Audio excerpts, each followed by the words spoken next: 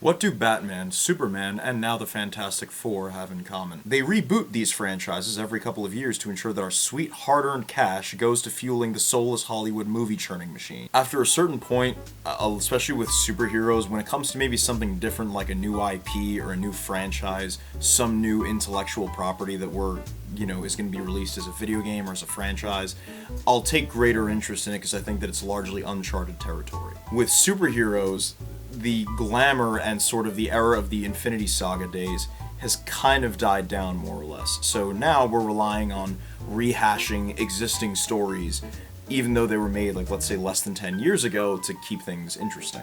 And like so many other trailers that I've reviewed in the past couple of weeks, this is continuing a franchise that had its last iteration or beginning in 2015. Now, again, like other sort of trailers that I've reacted to, I was never a big fan of the Fantastic Four. I think my father was more an Avengers guy when he was reading comics growing up. My uncle's super big into Fantastic Four, the X-Men, and the more lesser known like Marvel IPs, things involving like the Celestials and lesser known Marvel characters. I will say that just judging from the thumbnail of this trailer, it seems to me like Marvel's going in the direction of trying to be as faithful to the appearance of the original comics as before. Don't get me wrong, I can tell that these outfits, and of course the outfits of, Wolverine from Deadpool 3 are taken straight from the comics.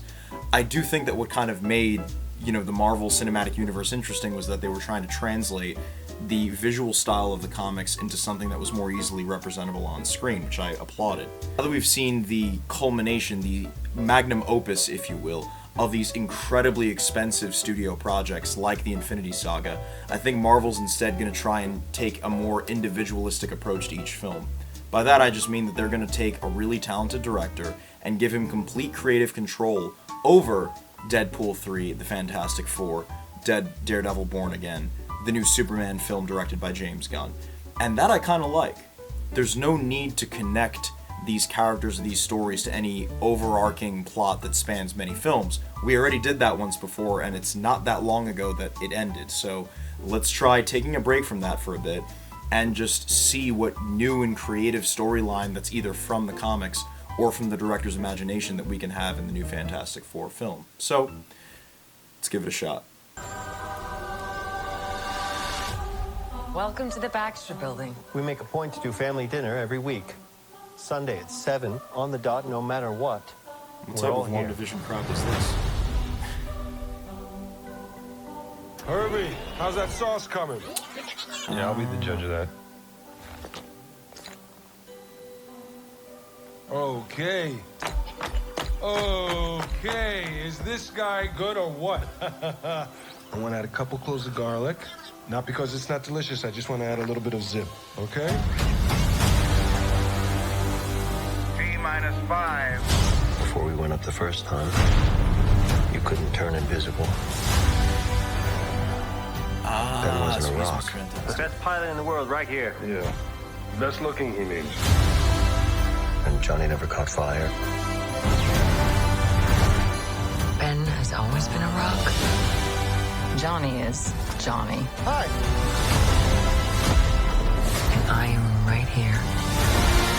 Whatever life throws at us, we'll face it together.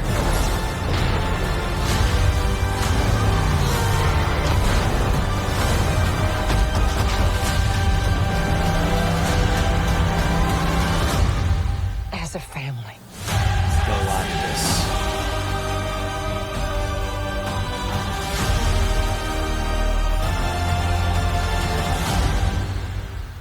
I mean, it's hardly a surprise to me that this trailer has only been out for 12 hours and already has 16 million views. Wow, where do I begin with that? So, again, as I say whenever I do these trailers, is that the trailer may be great, the movie may be trash. So, at the very least, we get to enjoy a 2-minute peek to something that may be great. But oh man, I mean that first like sort of shock that I had when I saw like that CGI thing. Oh my god, I mean that was peak. It's getting to the point where like CGI is looking really good. I'm not so sure that the voice matches what I would assume the thing to sound like. A couple cloves of garlic. Not because it's not delicious, I just want to add a little bit of zip. Like, I'll never forget when, like, what's his name? Michael Chiklis played the Thing in the original first two Fantastic Four films. Because, like, not only was his voice just so deeper and raspier, but for as great as the CGI is, there's just some sort of... You can't beat practical effects. You can't beat the makeup that they put Michael into for those original 2 films. And I don't really remember a whole lot about those 2 films, but I'll never forget that the Thing's makeup, some of the best makeup that I ever had, which shows that practical effects can very much still compete with CGI. So having the Thing kind of sound, like, his voice just doesn't match the role. I don't know, maybe they could have done some sort of, like, editing to his voice to make it sound raspier so you can kind of tell that it's the original actor's voice, even though it's not. It seemed as though it took place originally in, like, a futuristic setting, which I'm not exactly sure if that's what the Fantastic Four is. I'm pretty sure that, like, they're supposed to take place in, like, the current, like, modern age as like the MCU is taking place in, but like Reed Richards is just so scientifically gifted that he can make like futuristic looking robots and it's not a problem for him. Which brings me to Pedro Pascal as Reed Richards. Look, people probably know Pedro Pascal for maybe 1 of 3, maybe 4 roles. That guy from Game of Thrones, I guess his name is Oberyn. I've never seen Game of Thrones, so I'm assuming he did a great job. The Mandalorian, which, as I've said, I think was good, I don't think was great. And maybe for his 3rd role, you could have a toss-up between Narcos and The Last of Us. I don't really think he's going to be known for anything else. One of the things that kind of soured my opinion of him was just how awful Wonder Woman 1984 was, which I think I've said before. The original Wonder Woman was possibly the greatest new DC film to ever come out, maybe after Shazam. And again, his kind of deadpan performance in The Mandalorian where you can barely see his face. It's just, again, I don't hate him as an actor. I just thought that like that was kind of not that impressive. To see him as Reed Richards, I had actually thought that after Multiverse of Madness we would get John Krasinski as Mr. Fantastic, so I'm a little disappointed about that. I don't really think Pascal looks the part as much as Krasinski, but I mean, I don't know, he may do a really good job. Sometimes actors can really surprise us with the performance that they give. I mean, I'm just reminded of Harry Melling, the guy who played Dudley in Harry Potter, being acclaimed for his role alongside Christian Bale in The Pale Blue Eye. So it's just interesting how, you know, some actors who maybe get some sort of a reputation for kind of being just the it guy for right now, and I think Pascal is one of those it guys, they just put him in everything. But I don't think that means that he doesn't have talent. He may surprise all of us. For the longest time, I always felt that Brad Pitt was just Hollywood's pretty boy. Like, they just cast him because, you know, good-looking dude, you know, he's ripped, he's got blonde hair, he's married to Angelina Jolie. Let's just cast him in everything, even if he doesn't have talent. And then I saw him in Fury, and I was like, oh yeah, this guy has talent. This guy who played the Human Torch, you know, I don't know him, I haven't seen him anywhere. He's definitely no Chris Evans. Evans just had like the look of like that young, hot-headed kind of guy who's always looking to get into a fight or something like that. So I don't know, something about the, you know, high school bully sort of jawline and the spiked up hair kind of really sold that image for me. To see this new guy as the Human Torch, what's his name anyway? Joseph Quinn. I mean, you know, again, he may do a great job. And actually that's kind of the overarching thing that I want to give with this film is I don't know a whole lot about the Fantastic Four. I think Marvel has kind of been either hit or miss with any of the films after Endgame 5 years ago, 6 years ago now. It has been 6 years since Avengers Endgame came out. I can't believe it. I do think that it'd be nice to actually see Galactus, because like so many people in the Marvel fan base wanted to see Galactus on the big screen, and now we'll get to see him.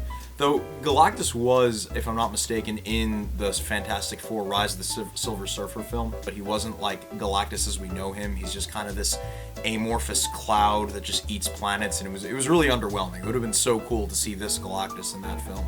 But as I said, like out of all the Marvel sort of lore, the Fantastic Four I would say I know the least, and to be honest, they're probably the one group in all of Marvel that gets the least attention, and you know, because like they've only had what, 2 films back in the 2000s, 1 film in 2015, whereas Wolverine, Deadpool, and all these other characters in the X-Men and of course the Avengers have had so much time. So it's one of those things where it doesn't have the best track record. You know, kind of some franchises just have that curse where like no matter how many times they try and revive it, it just doesn't work out. But we may get surprised. It seems like this guy Matt Shakman is going to be directing this new film, which I don't really know that he's known for anything in particular. So again, this idea that I had of these untested or unproven sorts of talents being brought in to make these new films, I certainly think that's a better idea than bringing in very established directors to try and make a Marvel film, he can sort of make this film his own without having any sort of style to it. He can just be more creative. At least that's what I think. I was wrong. Matt Shatman directed every single episode of WandaVision, and it shows. What did I say at the beginning of the trailer? What type of WandaVision crap is this?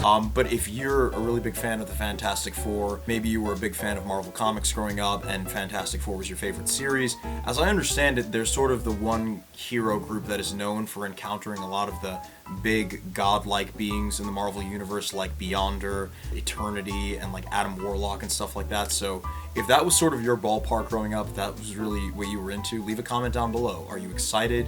What was your favorite iteration of the Fantastic Four? Did you like the one that they did with the sort of younger actors 10 years ago? Or was your favorite iteration of the franchise back in the 2000s with Ioan Gruffudd and Jessica Alba?